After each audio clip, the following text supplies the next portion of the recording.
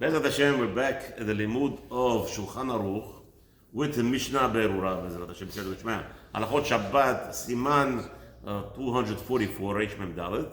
We're in the middle here with continue of Sif Katan in Mishnah Berurah Gimel. Okay, just Bezat Hashem, today is the 16th of the month of Av, which is Tuesday, the third day of the week of Parashat Shabbat, Parashat Akev. We continue here, so before we just continue in Mishnah Berurah,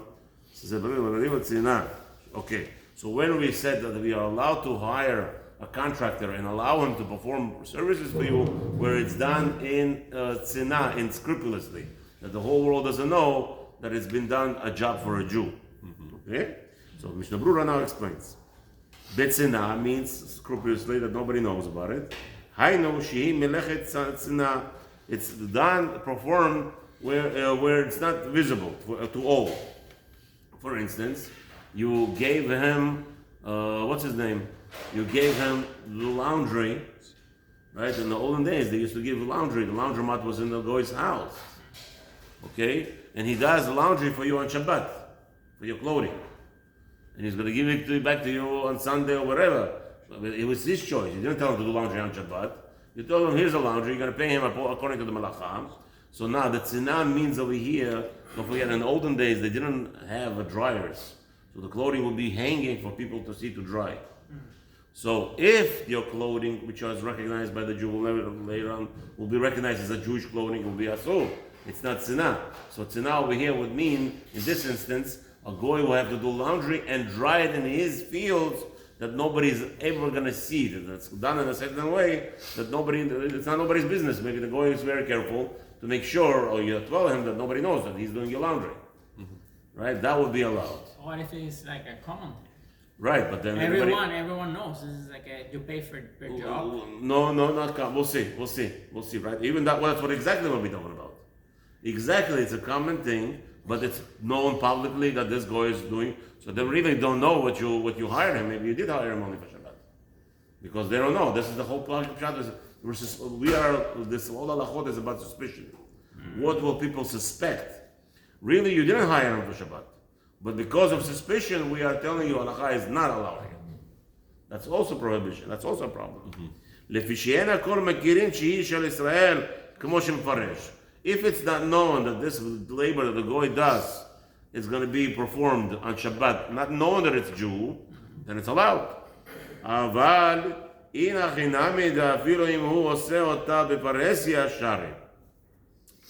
as long as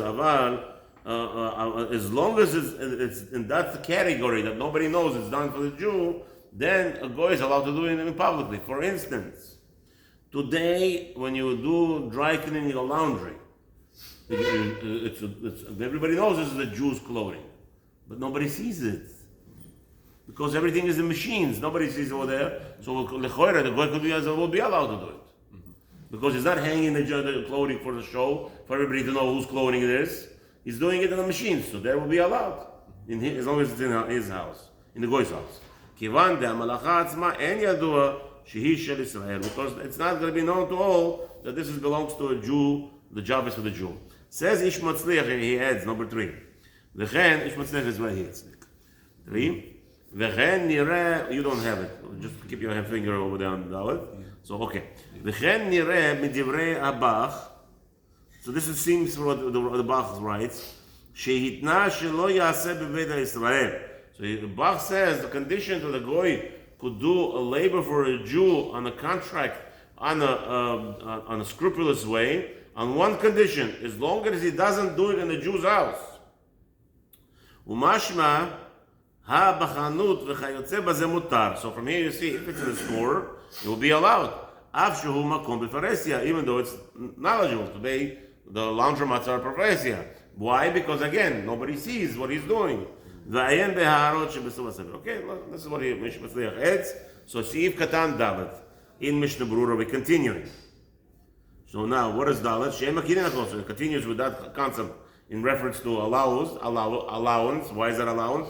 Because not everybody knows that this job is done for a Jew.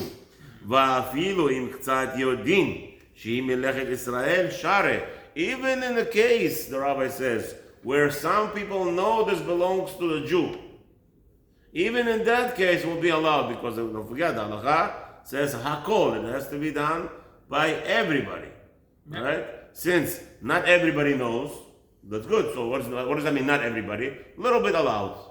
Little people in the neighborhood here, there, they know, will be allowed. Even though we learned previously, the Haggah says you have to be so concerned. If you remember 243 of guests coming, what about your children knowing? Even though it says that, they will suspect him of not keeping Shabbat properly. שם שהיא מלאכת מחובר או סתם מחובר ומחובר שם בעליו נקרא עליו החמירו בו ביותר.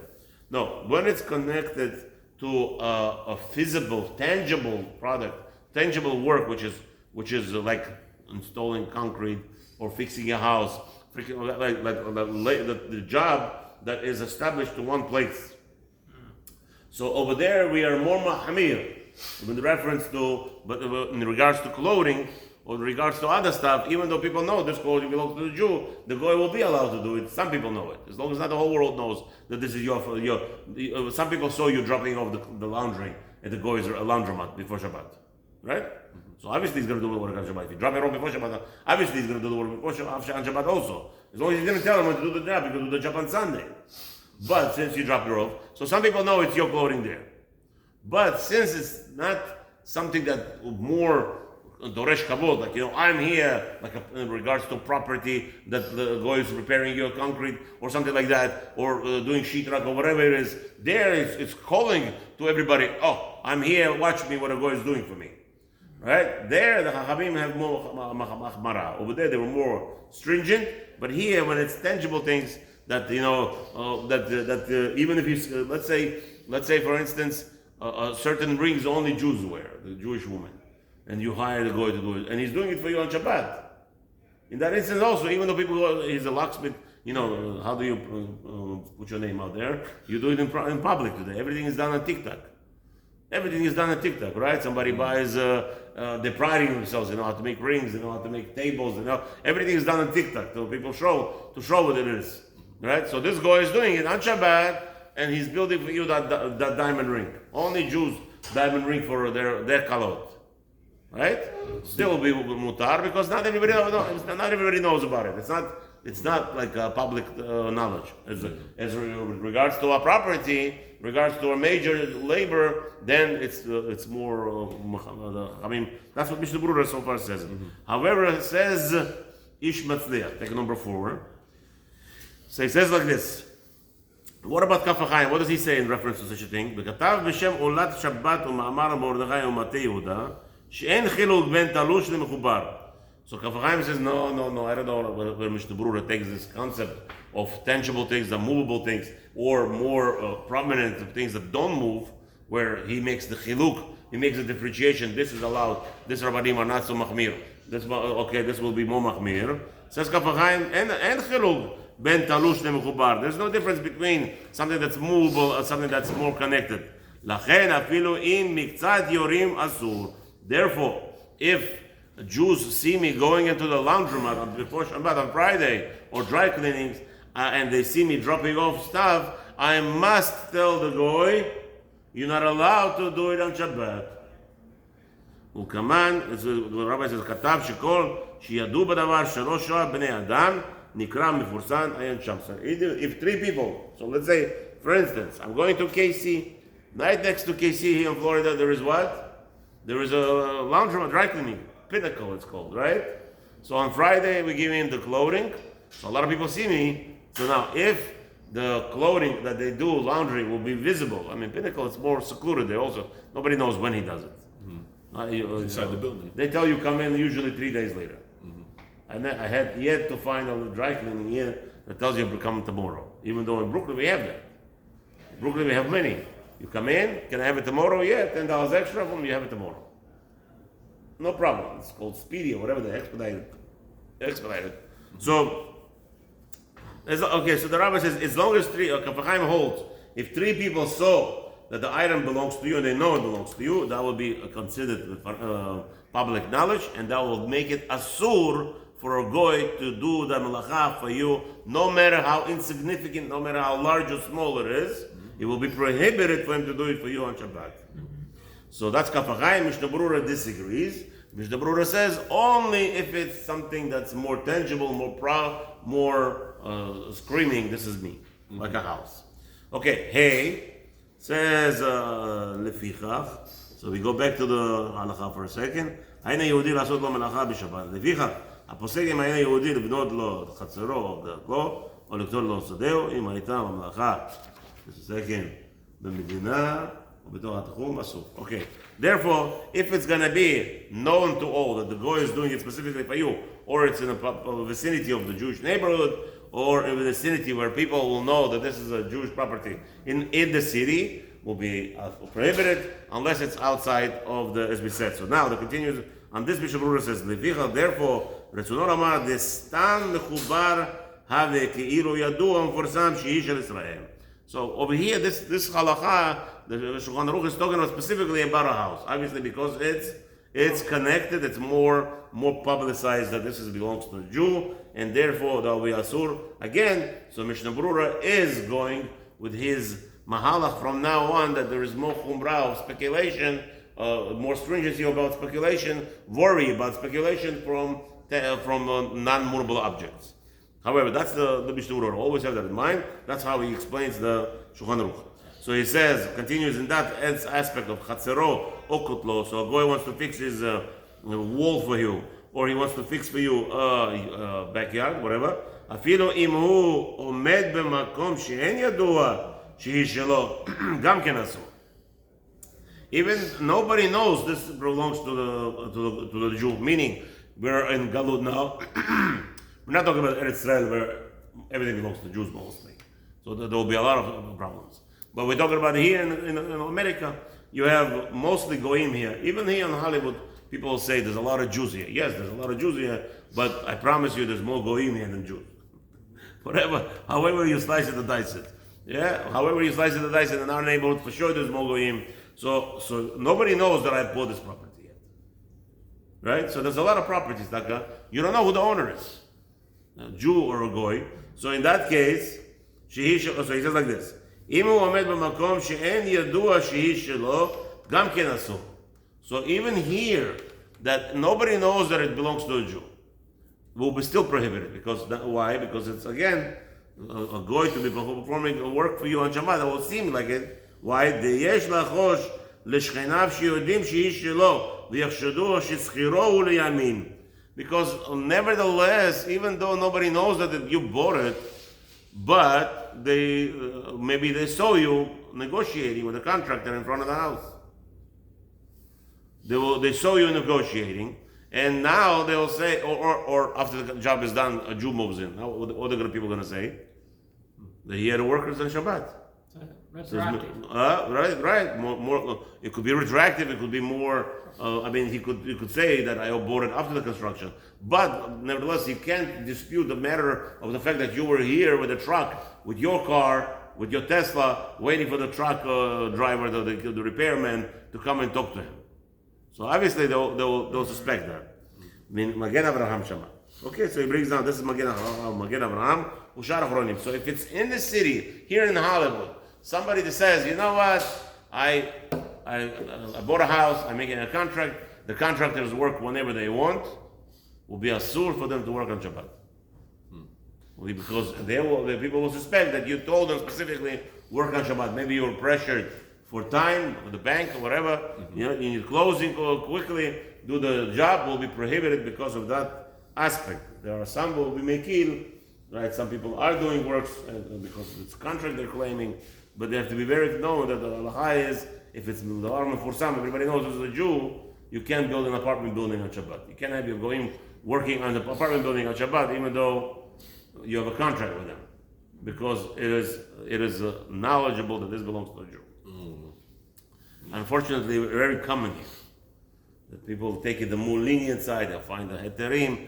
Again, if somebody looking for heterim, my number for any shayla is very easy: 718-314-7722. Anytime you have any shayla, you call me. On one condition, you don't come with a heterim. I don't give heterim.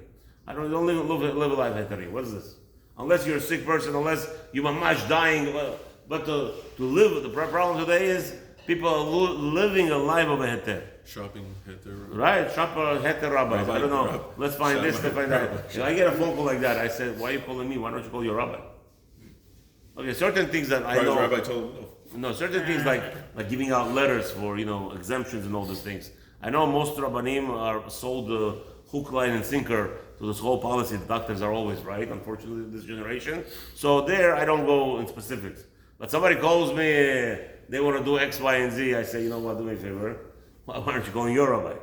What's happening there? Why is your rabbi? So, okay. Then some people tell me they don't have rabbanim. Okay, then I feel sorry for them. What are you going to do? What does it mean you don't have a rabbi? I feel sorry. I give classes. No woman is allowed to get married. No boy is allowed to propose unless he has a rav. How can a woman submit herself to a man without a rav being in charge in the family? Who's going to be in charge making decisions? Her mother, his mother? Come on. That's unfathomable. How are you going to have, you go to court and the judge is already signed on the other side. Even though in America they know how to fool you. You think that the judge is impartial. It's not true. They're all impartial already. They were all both already sold already. But how can you have your mother and his mother going to make decisions? Yeah, make shalom. That doesn't work like that. So everybody has their own feelings. Each one has more connection to the child. So impossible. I tell a girl, don't even think to go on a date. First thing, a boy should ask from a shadchan. I say, very easy. I say, Habibi, did she ever say no to a boy? A boy proposed to her, and she said no. You stay away from such a girl. Stay away from such a girl. Halas, we don't need her. Because something's wrong with her. Mentally, something's wrong with her. If a girl says no to a boy after they went out and after he proposed and she says no, something is mentally wrong with her. Okay? Any of the dates or just... No, after they... We're not allowed to date without asking. No, of course. By the way, you're talking to a person who holds on the second date you're supposed to propose. Oh wow. Yeah, because you did all your homework before already. The first date to see that she's not disgusting. Second date is that's it. You're proposing already. Finished. There's no games, no playing games. No. What is it all about? Huh? I went a little further. No, it's all ridiculous. I don't know. The first two is like giveaways, and then after no, because again, that's why today many boys are burned. Because they're just going on. Because they learning about the shidduch at the date. Not allowed to do that. Not allowed to go on a date before you learn everything about the information about the person. Well, what is it? How do I know he's not going to kidnap my daughter? How do I know she's not going to kidnap him? How do you know? You have to know that the person you're dating, that you're going on a date, is normal. So how do you do that? You do all the homework before. Again, first date, and somebody tells me, Rabbi, everything is fake today. You're right. Because you don't believe in Hashem, that's why there's so many divorces. Believe in Hashem. Hashem knows what He's doing. I tell boys, young boys who are not married, let's go outside in the street right now. I'll give you $10,000. We're gonna make a bet. You're gonna wager. You take any girl on the street, Jewish girl walking by, go to a pizza shop, and you tell her, "Will you marry me?" If she marries you, if she says yes, I'm telling you, it's gonna be the same life as dating this girl for 100 dates. Same exact life. Same life. There's nothing, how many boys, I know Baruch Hashem, I'm not a young boy, I'm teaching many years and I'm learning many years. And everybody tells me, oh, it was good before and then it's bad after, and it was bad before, now it's good. So you never know, this is all about, it's all about what Hashem decreed for you. Mm-hmm. If you believe in Hashem, the problem is today everybody wants to protect themselves too much. They don't believe in Hashem anymore. Nobody cares about Hashem. That's why there's so many divorces, because nobody cares what Hashem has to say. Not understanding that if I engage this girl and I'm going to marry this girl, finish. She is my basher. I'm going to divorce her tomorrow, it's Hashem's problem. That's what has to be. No, Rabbi, why should I divorce? Why should you divorce? Why should you marry? I don't understand. The same one who told you to get married, mitzvah yesterday, we learned mitzvah 579, you're supposed to get divorced. If it's, that's what Hashem created. This world is a cycle. Are you going to try to protect yourself, overprotect yourself? So you're saying you're a new God in this world. You know better what needs to be done. You know better. Imagine yourself, a person never got married.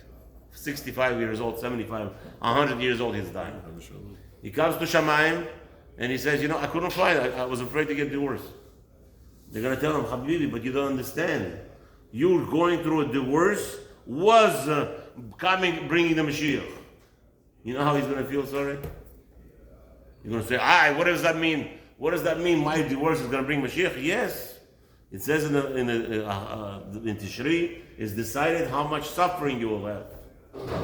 In Tishri, it's already decided. You said you're going to be smarter. You're going to say, I'm not going to have that suffering. I don't want to get divorced. Therefore, the best way not to get divorced is what? Don't get married. So, you're a new God in this world. Let's see what happens. You're destroying the world. We are, today, everybody's a little God. Nobody cares what Hashem has to say. Person has to live with mimut. Here. So how did we start all this side rear? Again, because some people love to live the life of heterim. Here in Hollywood, no Jew is allowed to do any construction on Shabbat via Goy. Finished. Because it's a Jewish neighborhood, and even if the Goyim, they know the Jew owns it. Even if no Jew knows, we learned already, no Jew knows that this house belongs to a Jew, only the Goyim know, still going to be asur, because it's Davar Yadua, it belongs to a Jew. Still, it will be, because don't forget, people always talk. What if let's say the guy said, let me put a big sign by the house. Yeah. I'm paying this guy by the job. Everybody knows that you don't have to put that sign. We already spoken about a couple of them. That's specifically exactly. Yeah, there are rabbis that will give you leeways to find you. You say, he says no. The Shulchan Aruch says no. Everyone knows this guy, The Shulchan Aruch says that's no. That's exactly not what he says.